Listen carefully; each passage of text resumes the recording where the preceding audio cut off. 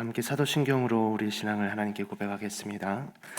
나는 전능하신 아버지 하나님, 천지의 창조주를 믿습니다. 나는 그의 유일하신 아들, 우리 주 예수 그리스도를 믿습니다. 그는 성령으로 잉태되어 동정녀 마리아에게서 나시고 본디오 빌라도에게 고난을 받아 십자가에 못 박혀 죽으시고 장사된 지 사흘 만에 죽은 자 가운데서 다시 살아나셨으며 하늘에 오르시어 전능하신 아버지 하나님 우편에 앉아 계시다가 거기로부터 살아있는 자와 죽은 자를 심판하러 오십니다. 나는 성령을 믿으며 거룩한 공교회와 성도의 교제와 죄로 용서받는 것과 몸의 부활과 영생을 믿습니다. 아멘. 우리 함께 찬송가 347장 우리 함께 찬양하시겠습니다.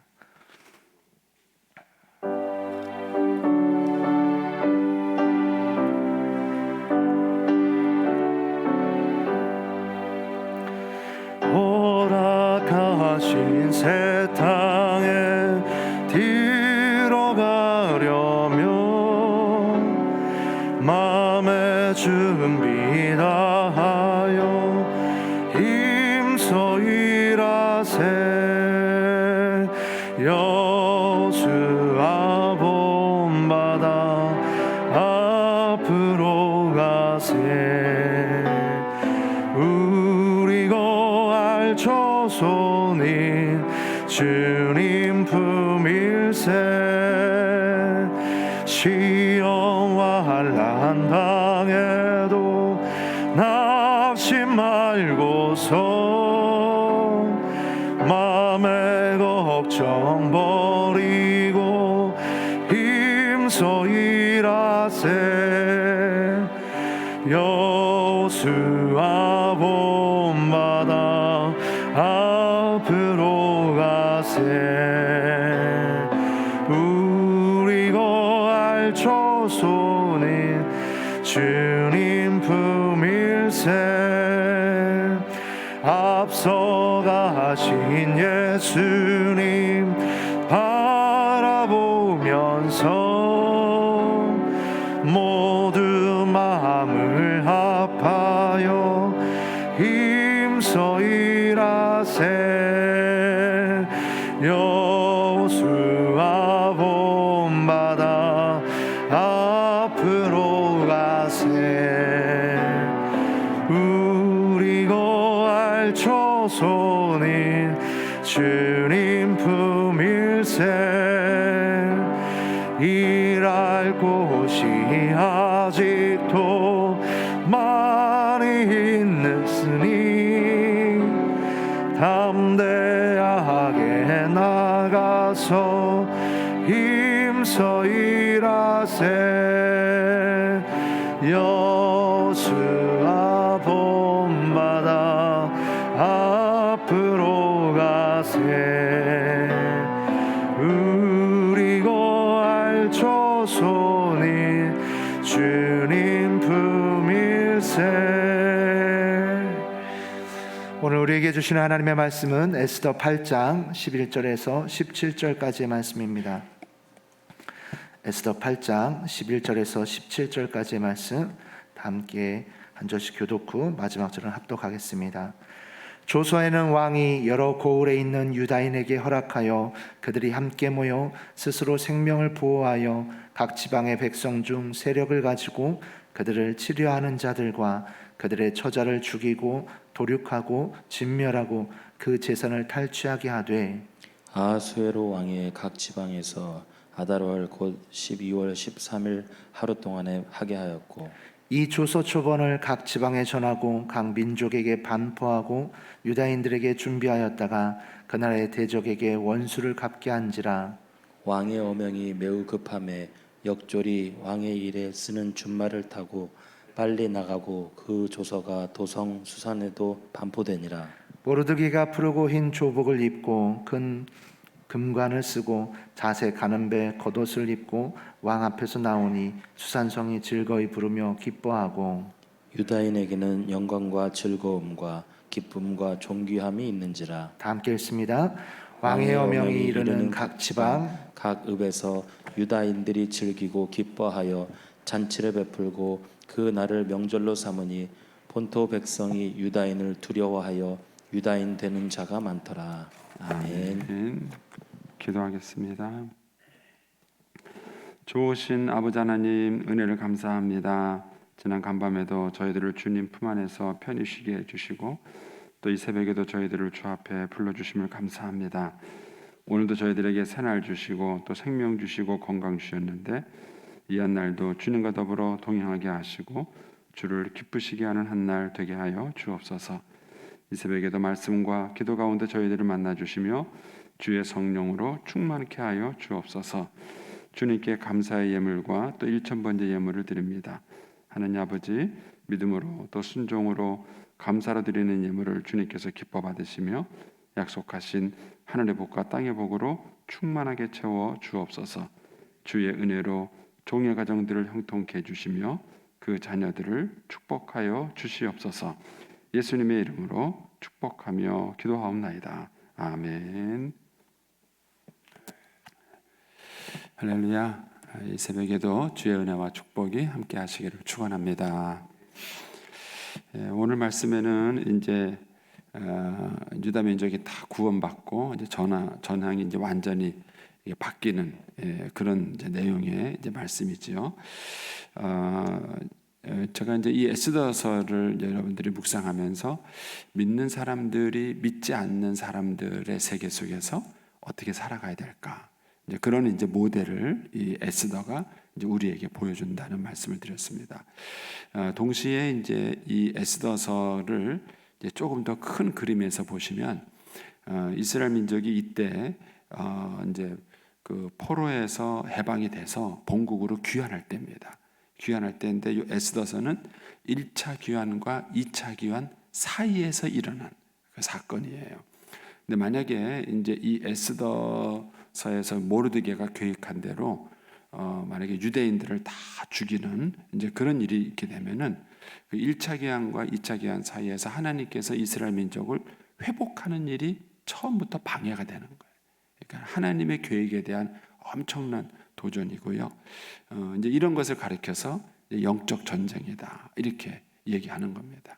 그러니까는 보이지 않는 이 이제 사탄이 이제 사람들을 조종하는 것이죠. 조종을 해서 겉으로 볼 때에는 이제 우리가 보기에 이 에스더서 자체가 이렇게 그 어떤 분은 그러더라고요. 이 에스더서를 보면서 사극을 보는 재미가 있대요.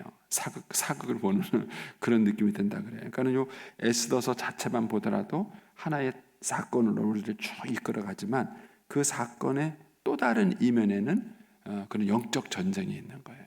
그러니까 이스라엘 백성들을 회복시키려는 하나님의 계획을 막으려는 그런 이제 사탄의 계획이 있고요. 또 더 큰 시야를 보게 되면은 바로 유대 민족을 통해서 인류의 구세주를 보내시겠다는 하나님의 그 구속사를 마귀가 끊어버리는 그런 일들이 이 속에서 일어나게 되는 것이죠. 근데 그런 일들이 여기 지금 단순한 요 사건 속에서 이제 해결이 되는 이제 그런 모습인 것입니다. 여러분들이 그런 다양한 관점을 가지시고 이제 오늘 본문을 보시면 좋겠습니다. 자, 이제 11절 말씀에 이제 보시면 조서에는 왕이 여러 고을에 있는 유다인에게 허락하여 그들이 함께 모여 스스로 생명을 보호하여 각 지방의 백성 중 세력을 가지고 그들을 치료하는 자들과 그들의 처자를 죽이고 도륙하고 진멸하고 그 재산을 탈취하게 하되 그랬습니다. 여기 보면은 중간에 그들을 치료하는 자들이라는 표현이 나와요. 그러니까 평상시에는 저 사람인지 적인지 아군인지를 잘 몰랐죠. 그런데 이 모르드게가 일으킨 이 사건을 통해서 누가 유대인을 미워하는지를 알게 된 거예요. 그래서 이제 이 사건은 오히려 적과 아군을 구분하는 계기가 된 거예요. 겉으로는 그냥인데 이런 어려움을 통해서 저 사람은 나를 가짜로 대했구나 하는 거예요. 그래서 우리가 이제 인생을 살아가면서 이런 시련과 어려움을 당하는 것이 꼭 나쁜 것만은 아니에요.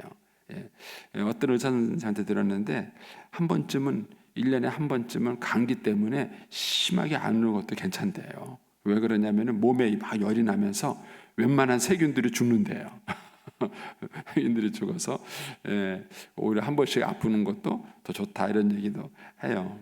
근데 어쨌든 그 이스라엘 백성들이 이 모르드게가 아니라 하만의 사건을 겪으면서 정말 누가 내 편이고 누가 저 편인지를 구분할 수 있는 기회가 된 것이죠. 그러니까 하나님이 이런 핍박의 기회를 가지고 전화위복의 기회를 이제 삼으신 것입니다. 이렇게 해서 이제 반대 조서가 꾸며지게 된 거죠. 그래서 이제 12절에 보면은 아수리아 왕 각 지방 곧 아다라고 12월 13일 하루 동안에 하게 하였고, 그래서 이제 조서가 쭉 반포가 되면서 역전이 일어나게 됩니다. 자, 그래서 15절에 가시면 모르드게가 푸르고 흰 조복을 입고 큰 금관을 쓰고 자색 가는 베옷 겉옷을 입고 왕 앞에 나오니 그 다음에 수산성이 즐거이 부르며 기뻐하고 그랬습니다. 이 수산성이라는 것은 이 당시로 말하면 유대인과 유대인이 아닌 사람들이 섞여 있는 것이죠. 섞여 있는데 이 하만이라는 사람이 사라지고 모르드게라는 사람이 이 지도자로 쓰니까 수산성 전체가 기뻐했다는 거예요. 신자들이 사회에서 이제 이루어야 될 것들이 그겁니다. 신자만 기뻐하는 게 아니에요. 어떤 일의 사건을 통해서 신자만 기뻐하는 것이 아니라 신자들의 기쁨 그 자체가 모든 사람들의 기쁨이 되어야 됩니다. 왜냐하면 신자는 정직하고 성실하고 하나님 앞에 신실한 일꾼이기 때문에 그렇습니다. 그래서 우리가 세상에서 주의를 하더라도 너희가 죽게 하듯이 하라 이런 말을 했어요. 근데 반면에 세상적인 지도자는 그렇지 않죠. 세상적인 지도자는 정직하지 않습니다. 백성들을 사랑하지 않습니다.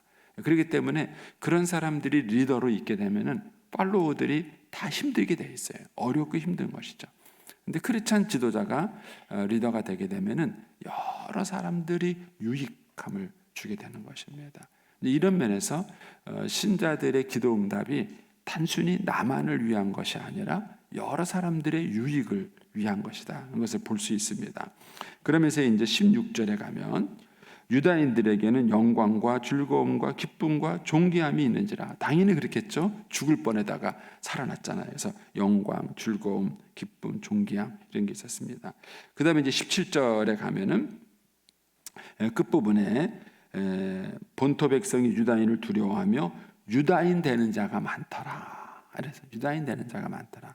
요즘 이제 우리 식으로 생각해 보면은 한 사람의 신실한 신앙인이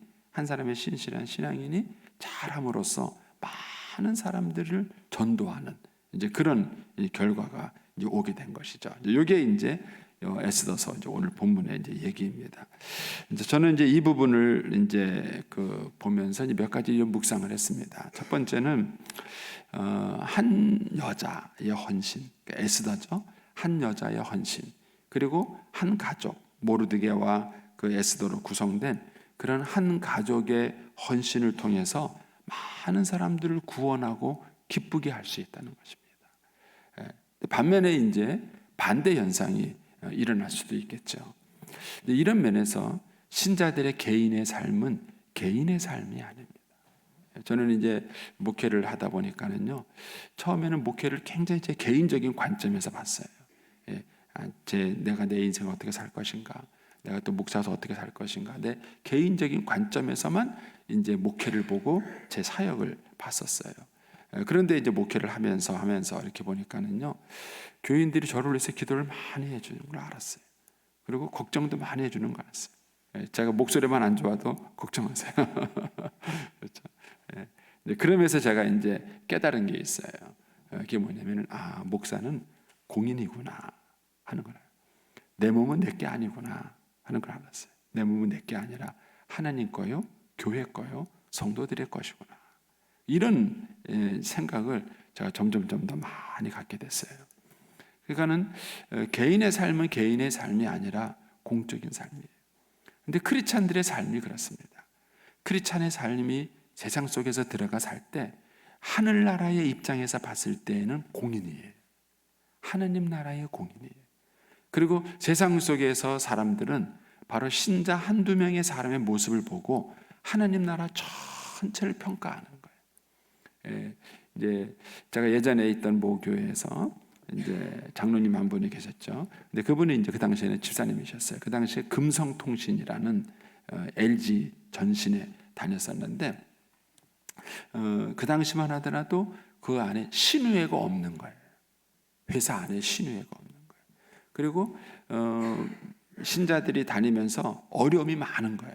왜냐하면 불신자들의 문화와 신자들의 문화가 다르니까 어려움이 많은 것이죠. 근데 이제 이분이 참 그 믿음 생활을 잘하세요. 근데 이분 때문에 회사 안에 신우회를 만들어요. 신우회를 만들어서 이제 신임을 얻게 되는 그런 결과를 만드는 것이죠. 그래서 회사 안에 그런 문화를 만드는 거죠. 저는 이제 그런 고민을 해요. 많은 이제 얘기를 듣는 것 중에 하나가 이제 의외로 이제 술 문제 때문에 직장 생활하는 사람, 젊은 사람들이 힘들어하는 게 의외로 참 많아요. 많은데 왜 그 선배들은 다 뭐 하고 있는가라는 생각이 드는 거예요. 예, 선배들은. 그러니까는 그 선배들 중에서도 예수 믿는 사람들이 있는데 그 사람들이 선배가 돼서 직장 문화를 못 바꾸는 거예요. 직장 문화를 못 바꿔요. 그러니까 본인은 그런 문제 때문에 막 갈등과 고민을 겪으면서 신앙생활을 했다 할지라도 자기가 이제는 조직에 영향을 미칠 수 있는 그런 위치에 왔잖아요. 그럼 자기가 그런 조직에 영향을 미칠 수 있는 위치에 왔으면 그러면은 그 문화를 좀 바꿀 수 있어야 돼요. 그런데 신자들이 젊었을 때에는 본인도 고민을 했으면서 나이가 들어서도 하나도 못 바꾸는 거예요. 하나도. 제가 제일 충격적인 얘기를 들은 얘기 중에 하나는 뭐냐면은 이제 회식 자리에 갔는데 너무 또 자세하게 얘기하면 또 그렇고 하여튼 뭐 이제 그다음에 밥 먹고 그다음에 2차로 가면은 뭐 이제 술도 한잔하고 춤도 추고 막 아마 그러는 모양이에요. 근데 이제 이 젊은 친구인데 그 직장 상사가 신자인 줄 몰랐던 거예요. 몰랐는데 나중에 교회 와서 보니까 그분이 교회 직분자인 거예요.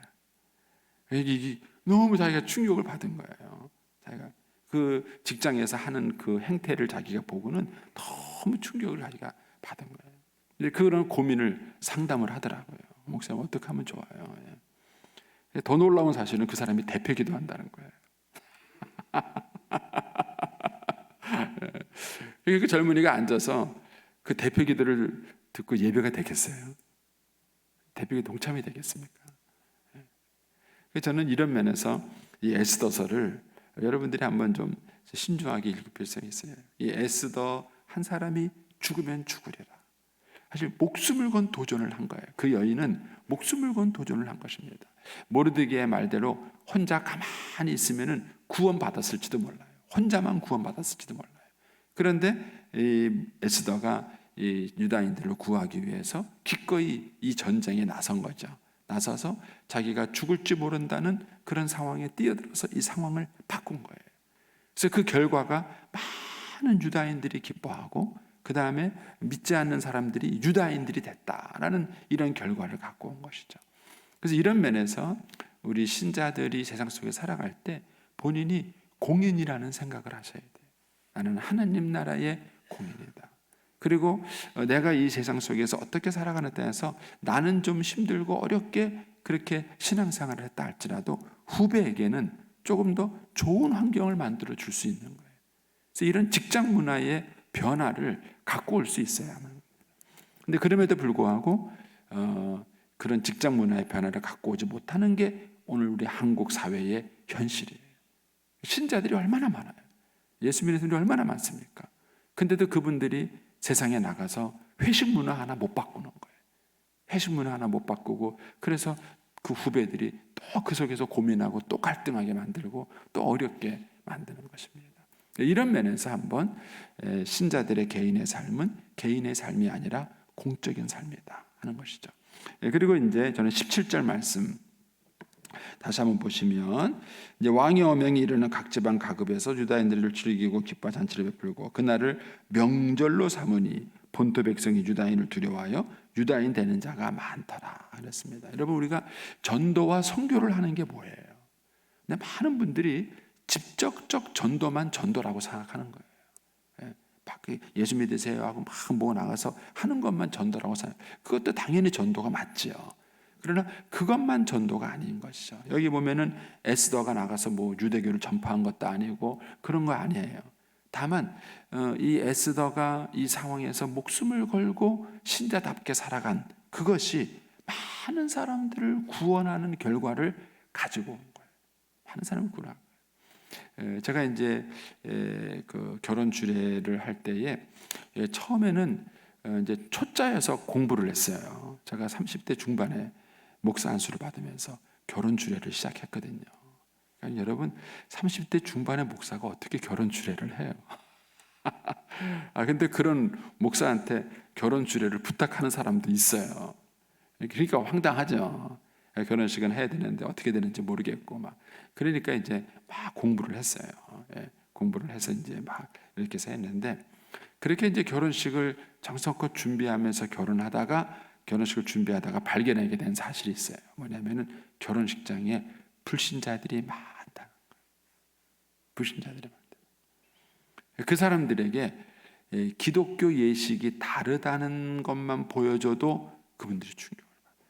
보통 결혼식장 가면은요 기독교 예식 싫어해요. 그래서 그 예식장 관계자들이 저한테 와서 제일 먼저 하는 얘기가 목사님 빨리 끝내주세요. 빨리 끝내주세요. 그렇게 하시면 안 됩니다. 예식장 관계자들이 하는 얘기예요. 그런데 그 예식을 잘 하고 끝나고 나면은 그 예식장 관계자들이 와서 그래요. 목사님 자기가 기독교를 새롭게 봤대요. 자기가 교회를 새롭게 봤대요. 어떤 친구는 무슨 자기가 교회를 한번 가보고 싶다고 이렇게 말하는 친구도 있고요. 더 재밌었던 것은 뭐냐면은요. 한 가족이 예수 믿은 집이 있어요. 결혼식 날 와가지고 기독교 예식에 보고 감동을 받고 한 가족이 예수 믿은 경우도 있어요.